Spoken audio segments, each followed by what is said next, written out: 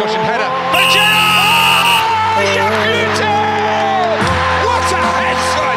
What a head! So Liverpool have got possession. As indicated, there will be a minimum of 4 minutes. 4 added minutes. And Gerrard!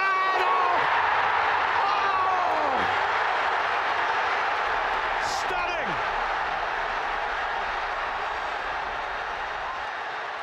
Sunday, Monday, happy days. Tuesday, Wednesday, happy days. Yo. What is going on, everybody? It has been a few hours since the epic victory over Manchester United, where Liverpool won 3-0 in their clash at Anfield. Oh my God. Now, it was an amazing first half, and in my opinion, if you've checked out my short preview video for the Manchester United, who am I talking about? Manchester City. I apologise, City fans, for calling you United. Must be a history thing, I guess. Anyway, moving on swiftly. Manchester City 3-0 up in the first half. I couldn't believe what I was watching. I was like, oh my God. But as I mentioned in my preview video, go and check it out. Go and look at the preview video that I uploaded and check it out. The aspects that I highlighted: Kompany, Otamendi, the problem at left back.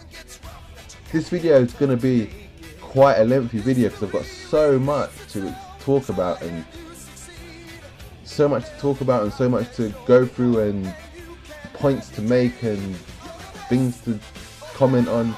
You get the gist of what I'm saying. But there was so much points from my preview that I brought up prior to the game that it just, in my opinion, I wasn't far wrong, and I don't even think I was wrong because of the result. I said Van Dijk will be buffing the ball back every time it's cleared. He's going to bring it down. Even Lovren started chesting it down, taking liberties, chesting it down, and then playing it away to Trent Alexander-Arnold, who's supposed to be like, running scared of Sane. And I actually thought that in my preview. I said that was going to be a battle. I said Sane concerns me. Sane didn't have a bad game. He just didn't score. He just didn't get an assist. He wasn't playing bad. I hate people when they say, oh, you know what? I've been listening to TalkSport and different pundits and stuff like that, and everyone's been saying, oh, Sane didn't have a good game. He had a bad. He didn't have a bad game. He just didn't get an assist or score a goal. He wasn't playing bad.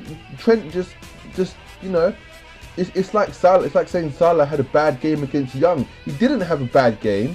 He was playing well. He is still playing well. He's been playing well the whole damn season. But on that occasion, he didn't play bad. It just didn't happen for him. It just didn't, And that is all it was with Sane. I thought he was playing very, excuse my language, fucking good. Every time the ball went out to him, I was like, oh my god, what's gonna happen this time? So, and if he was playing badly, they wouldn't have kept giving him the ball. So I don't want to be hearing about how he was playing badly, because he really wasn't. It's just Trent just, thought, look, listen, dude, everyone is hyping you up today, and I'm just gonna defend. I'm just gonna do what I'm gonna prove to everybody that I ain't no. It must have got on Trent's back that everybody's kind of like, he can't deal with an in-flight ball. The ball, it was his fault. He just thought, you know what, fuck that. I'm making a point in this game right about now, and he made a big point.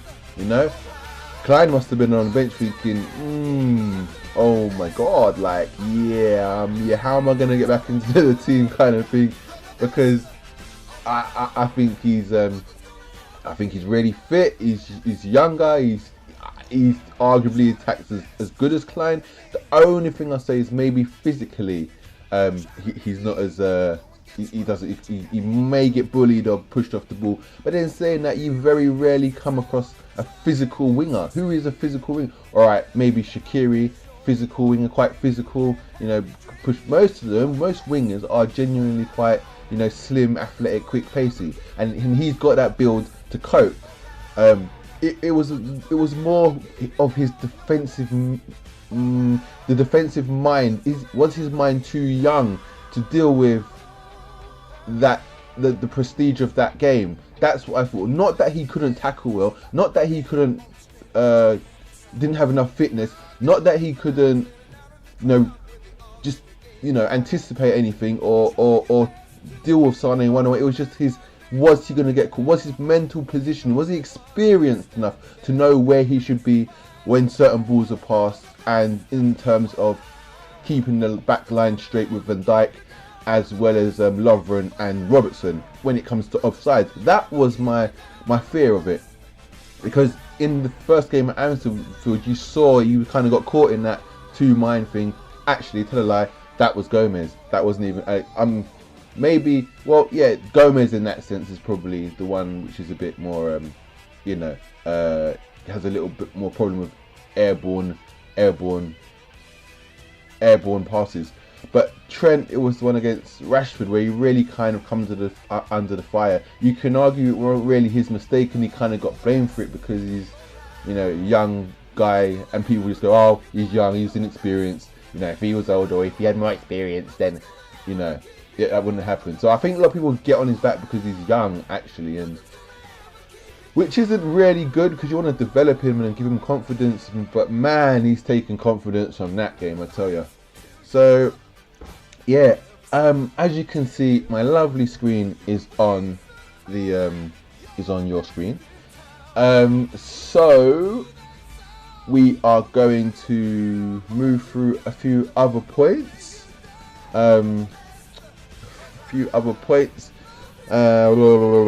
Klopp substitutions, shots on target.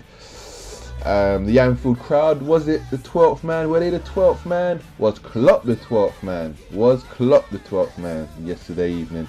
Trent Alexander, possible man in the match performance. Who else comes close? It can't be anybody from City, unfortunately, because nobody even, didn't even show up. Sorry, City fans. Feel free to comment, leave your opinions. I'll try and reply to as many as I can.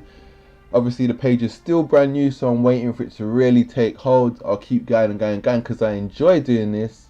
And it's kind of I've been meaning to start it a long time ago, but I just hadn't had the time, and now I've got a bit of time. I can really kind of get it moving a bit. So yeah, if you share and like and whatever, I'll be happy. I will be grateful. Are City fans holding hope with? Are you guys just holding? Because you had the Etihad victory, was it 5-0? The 5-0 one. Are you looking at that now and thinking, oh yeah, we can beat them at the Etihad? Are you holding that last bit of hope because you done it then when Liverpool kind of switched off, at 2-0 in the first half, and I wouldn't hold hope, not at all. But yeah, I don't know if you are. You comment. Feel free to comment. I'll read them. Why are you holding hope? The return game at the Etihad. What is that? Is that going to be crazy? Is it going to be calm one? Is it going to be? Is Klopp just going to just shut it down? Are you going to score at home? Do you think you're going to score at home? I bet most City fans. I think predominantly everybody thought that City were going to score today, including myself. I did think so, but I was hoping for more like I would have loved like a 5-0. That would have been sweet revenge. And I thought the game prior at Anfield in the league that was actually going to happen. I thought, oh, it's retribution at its finest, and I would have gladly just taken a 4-0, and it should have been 4-0. And this is why we say we was kind to. This is why we say we was kind. It was kind. We gave you those 2-3 goals. You didn't deserve them. I don't think you deserved them. I think we just slacked off. We thought it was one.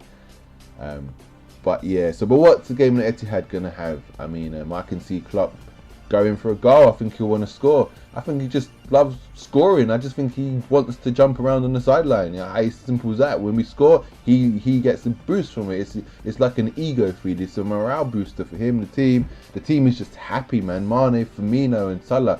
every time I see these guys, they're just smiling. And Ox is now joining the frame. Like, we've got the awesome foursome back, man. The awesome foursome are back. You know, it was Coutinho. He's been substituted for the Ox now. So, you know, the awesome foursome, you know. Are we still fragile, boys? Are we still fragile? It's interesting. What else are we going to talk about? Was the occasion too big for Sane? He is still a player developing. Did it all get to him? You know, did they not use the rest of? You know what I mean? Everybody, there's, you know, they were literally playing to Sane. I mean, it was almost like a trap. Like, did Klopp see this happening? Did he think, right, they're gonna play to Sane because of the weak link? And I mean, from Pep's point of view, I mean, you're just copying what Man United done, or what, you know, Crystal Palace done. You just thought, oh, yeah, let's focus on him. I mean, what kind of management skills is that really? I mean, you should have just been looking at what works for somebody else doesn't work for another. You know, it worked for United because they have a big aggressive fella up front in Lukaku. That's why it worked for United. And you're going to work for City in that way because you play totally different to United and you don't have a beast, well, a beast looking striker up front, not necessarily a beast.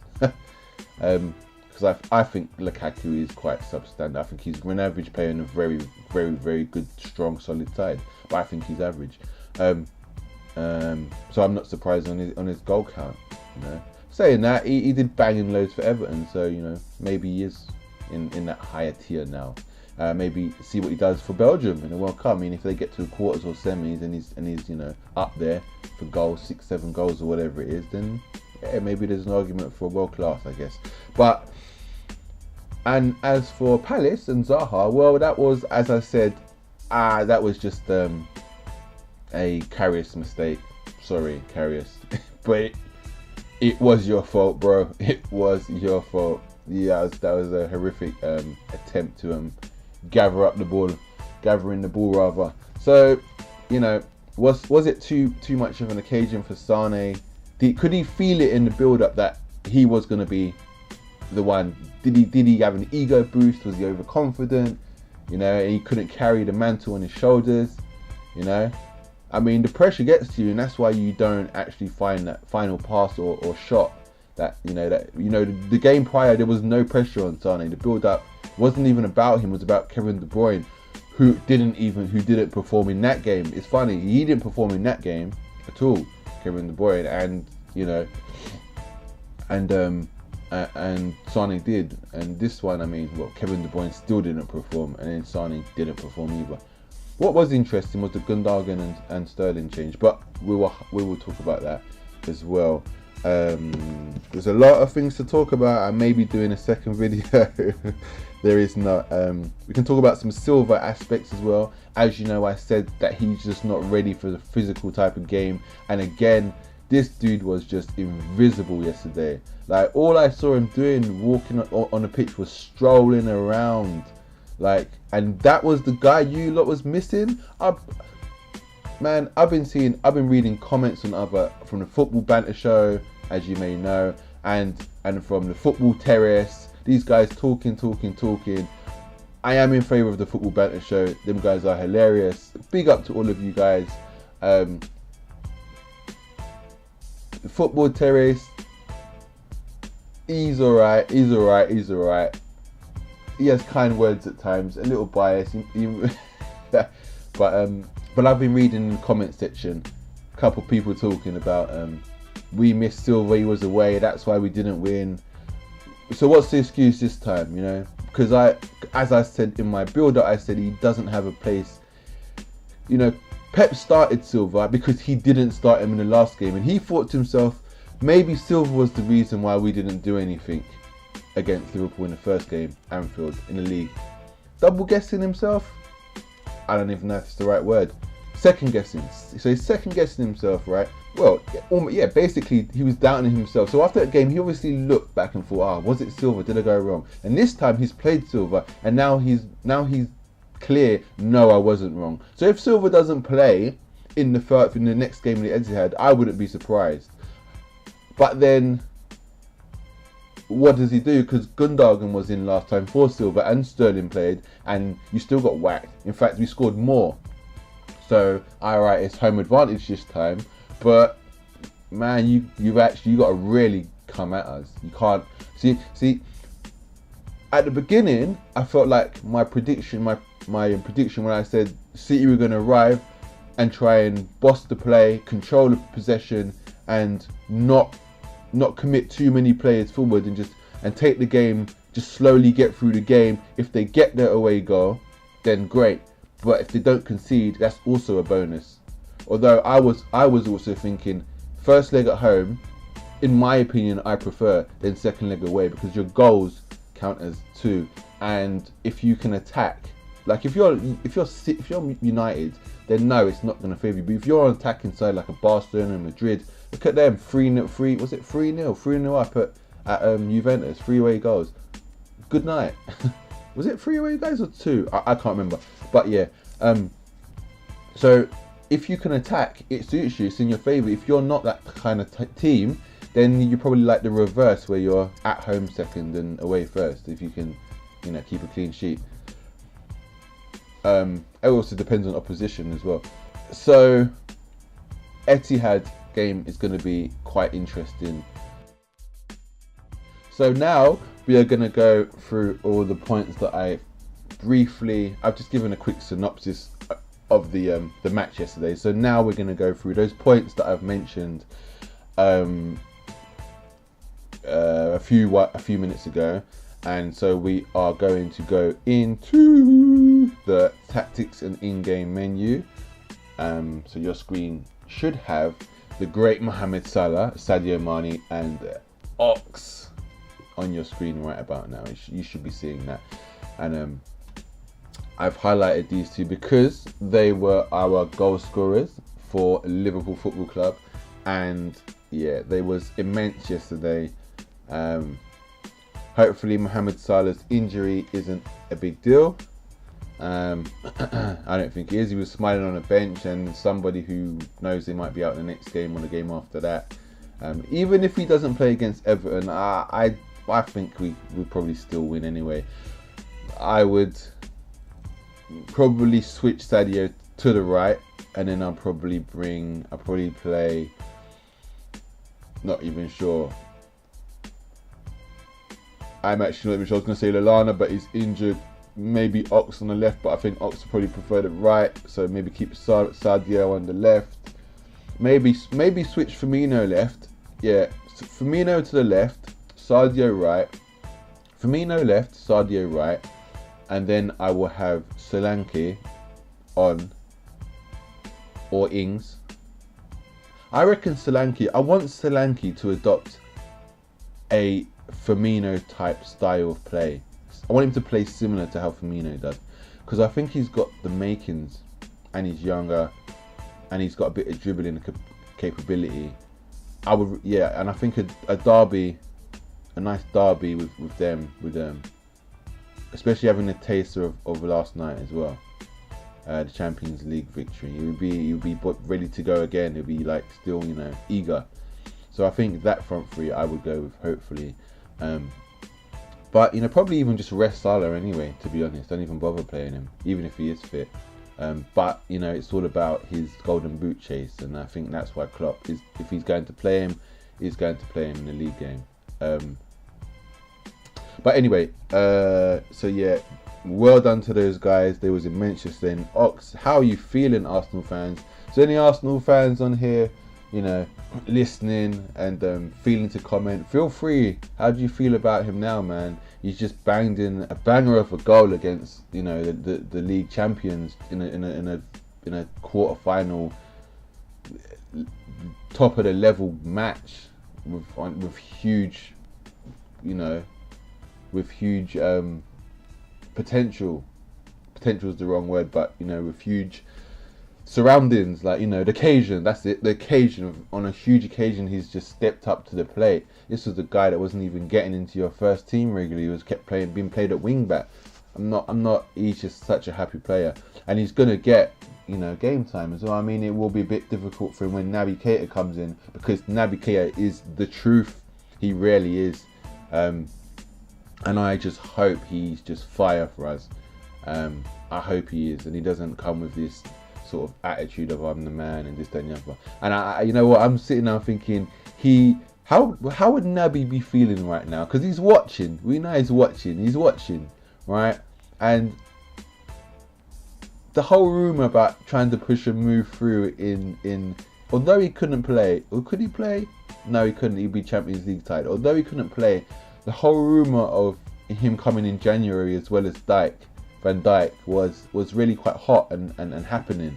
But how would he feel knowing that, like, you know, I mean, would he get a Champions League medal if he come but had played for Red Bull Leipzig in the Champions League? But would he get a medal with us because he's part of our team? I don't think he would get a medal, would he? But you know, he's played Champions League. Interesting. Anybody know the answer to that? Feel free to comment. I would love to hear the answer if you would get one.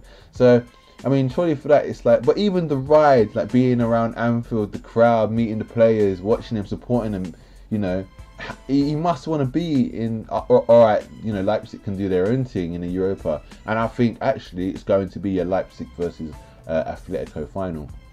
That's what I think. Sorry, Arsenal. I think somewhere along, unless Leipzig meet Atletico in a semi or something, I don't think Arsenal or Lazio. I think that Leipzig are a tidy side, especially with Keita in. This guy scores like at least one goal every 3 games, and we do not have a player like that. So he's going to be great for us. But yeah, the Ox has really stepped up. I'm happy with him. It's going marvelous. So this is all that I'm going to be doing for this video. Look out for part 2, where we get more in depth on the scenarios, the topics that I had previously talked about. See you in a little while.